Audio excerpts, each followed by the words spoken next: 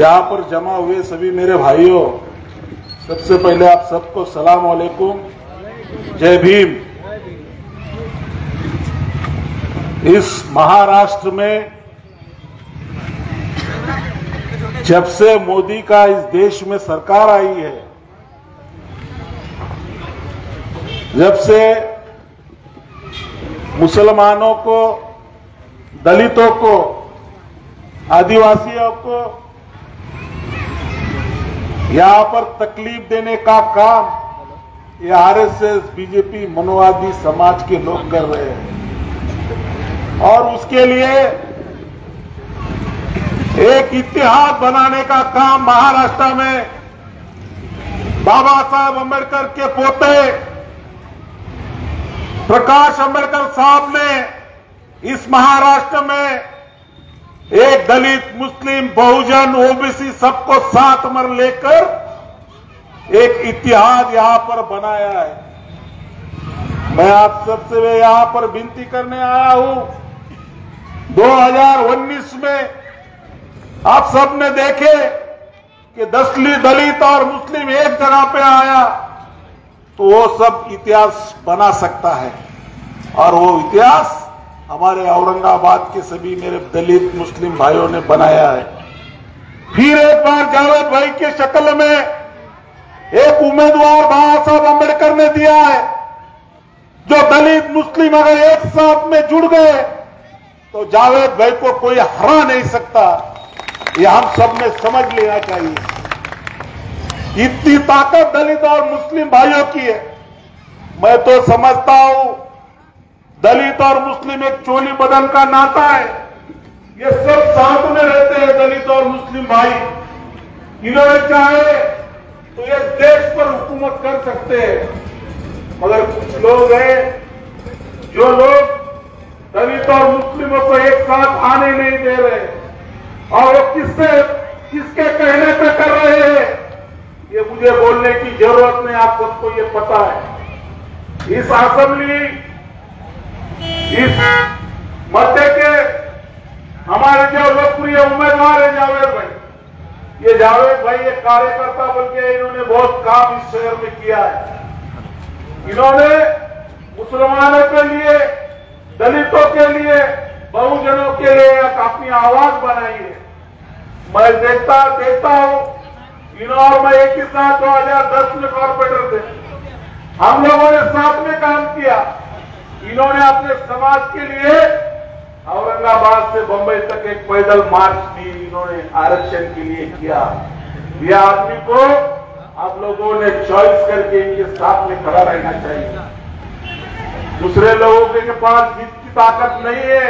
आप समझो मेरे भाइयों, मेरे को जो वोट दिया था 27,302, वो 27,302 से ज्यादा वोटिंग ये हमारे जावेद भाई के साथ में खड़ी है।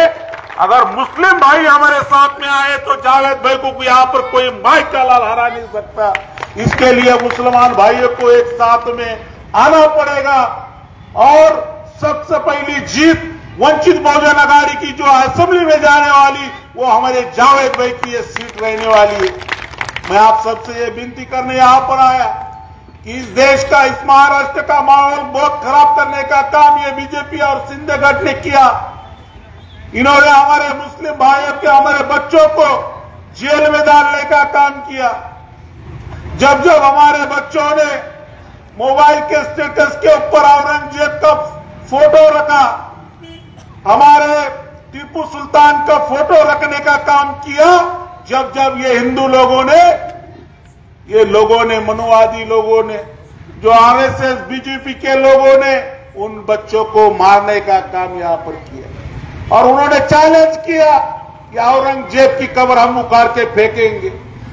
ये चैलेंज स्वीकार करके बाबा साहब अम्बेडकर औरंगजेब के कब्र पे गए और उनको वहां पर चैलेंज बाबा साहब अम्बेडकर ने किया, दूसरा कोई खड़ा नहीं। उस टाइम भी हमारे साथ अम्बेडकर खड़े थे। ये बात अपने सोचना चाहिए। जब वहां पर बाबा साहब गए, इस महाराष्ट्र की दंगल खामोश हो गई, क्योंकि इस देश में बाबा साहब अम्बेडकर ने संविधान दिया है जो तुमको और मेरे को, हर जात के समाज के लोगों को सरीका संविधान के माध्यम से बाबा साहेब अम्बेडकर ने इस देश की लोकशाही हमको दी है और कोई भी जात का हो, गरीब हो या अमीर हो, सबको सरीका कानून बाबा साहेब अम्बेडकर ने दिया है।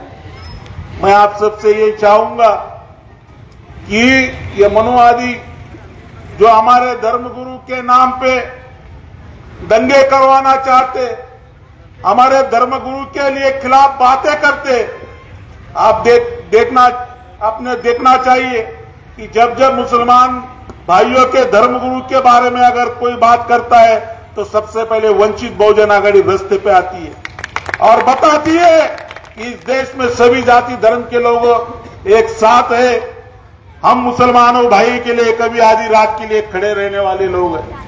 आप लोगों ने देखा होगा औरंगाबाद में एक हज हाउस बना, उस हज हाउस का जमीन का ताबा देने वाला सबसे पहले मैं कार्यकर्ता हूं। मैंने वहां पर ताबा लिया, मैं 10 दिन जेल में था। इस गवर्नमेंट को मंजूर करना पड़ा और वहां पर हज हाउस वहां पर बना है। मैं चुन के भी मेरे मुसलमान भाइयों के वजह से आया। मैं आप सबको बताना चाहता हूं कि तुम्हारे दुख सुख में खड़ा रहने की, तो आपको समझने की ताकत किसी में अगर होंगी तो वो जावेद भाई में है और आप सब जावेद भाई के साथ में खड़े रहेंगे, यही आपसे मैं गुजारिश करता हूं। क्योंकि आने वाले समय में वन नेशन वन इलेक्शन का ये दौर चल रहा है।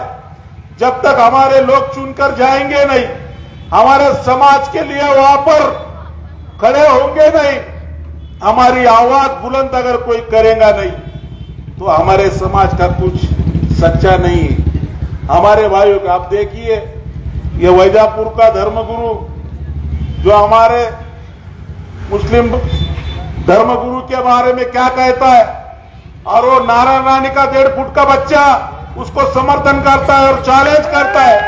अरे मैं भी उसको चैलेंज करता हूं, अगर है हिम्मत पे तो आजा औरंगाबाद में, हम तैयार है तेरे से खेलने के लिए।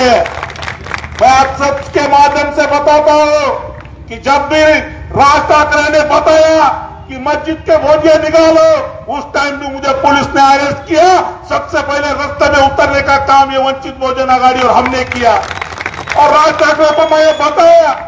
आज अभी फिर सभा में उसने बोला कि मस्जिदों के हम चुन के आने के बाद मस्जिद के भोंगे निकालेंगे। अरे मैं राज ठाकरे को भी यहां से चैलेंज करता हूं, अगर आपने है हिम्मत तो मस्जिद के भोंगे को हाथ लगा के बताओ। सबसे पहले वंचित बहुजन आघाड़ी बाबा साहब अम्बेडकर के कार्यकर्ताओं के साथ आपको लड़ना पड़ेगा। मैं आप सबसे बताना चाहता हूं मेरे भाइयों कि ये लोग जात जात में नफरत फैलाने का काम कर रहे हैं। अगर इस देश में हम सबको जो बाबा साहब ने लोकशाही दी है, जो लोकशाही हमको दी है, जो फ्रीडम हमको बोलने का स्पीच दिया है, जो हमको वैसा ही रखना है जो बाबा साहब अम्बेडकर ने दिया है, उसके लिए हम सबको एक साथ आना पड़ेगा। दलित मुस्लिम का इतिहास बनाना पड़ेगा और तुम मुस्लिम भाइयों को, दलित भाइयों को, बहुजनों को एक साथ मरा के हमें अपनी हक की लड़ाई लड़ना पड़ेगा। अगर हक की लड़ाई लड़नी है तो अपनी आवाज बन के जावेद भाई को असेंबली में जीत के भेजो। आने वाले 20 तारीख को गैस सिलेंडर के सामने बटन दबाकर भारी ताकत से जावेद भाई को चुन के लाओ। यही मैं आप सबसे रिक्वेस्ट करता हूं और अपनी जगह लेता हूं। धन्यवाद। जय भीम।